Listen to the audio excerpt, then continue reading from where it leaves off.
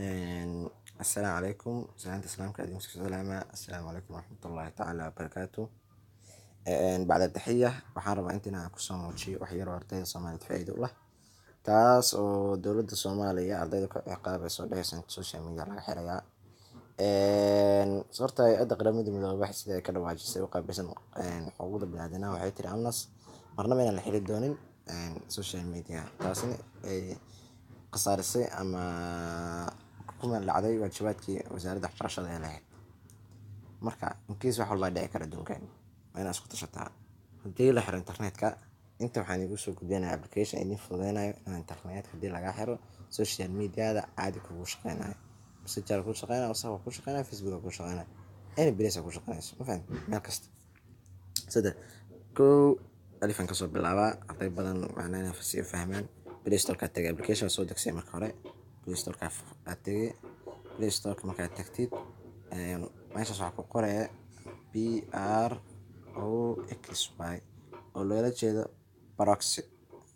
Okay, leedahay search markaad tiraahdo kaas ugu koreeyo ku qorantahay free VPN unlimited proxy aad ku dhufsanay. Marka ku dhufsatid install leedahay soo dejinay. Install leedahay soo dejinay. Hadda downloading-ku ii wadaa 20.75 MB waayo ugu qaadana soo degaa waxyar loo dul qaato markuu soo dego intusaa oo idin guda gala. Marka programka wuxuu ka saacidaa waxyaabo badan. Internetka wuxuu kugu xiraa waddan kale sida United Kingdom, Singapore, Asia, India, wadamada Asia ilaa Europe kugu xiraa.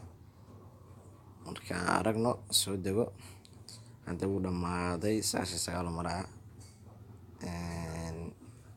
Marka programkan xamar bal kama soo galayso qad hadaa ku xirato soo degsato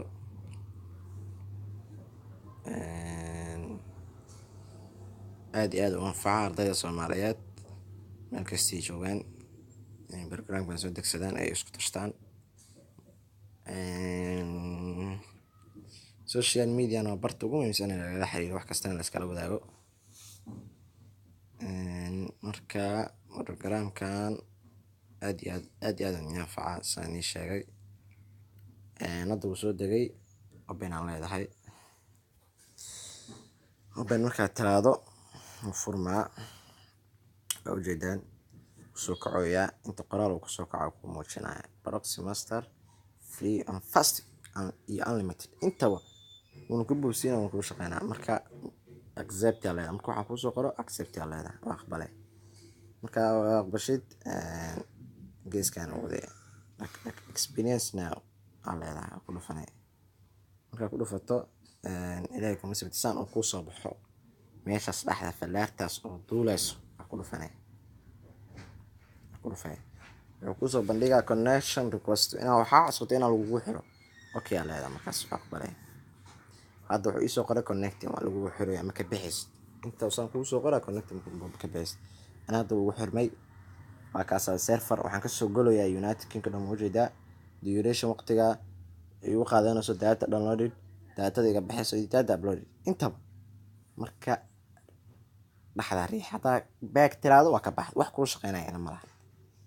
dhaxda riixe programkan si toos ah kugu shaqeynaa.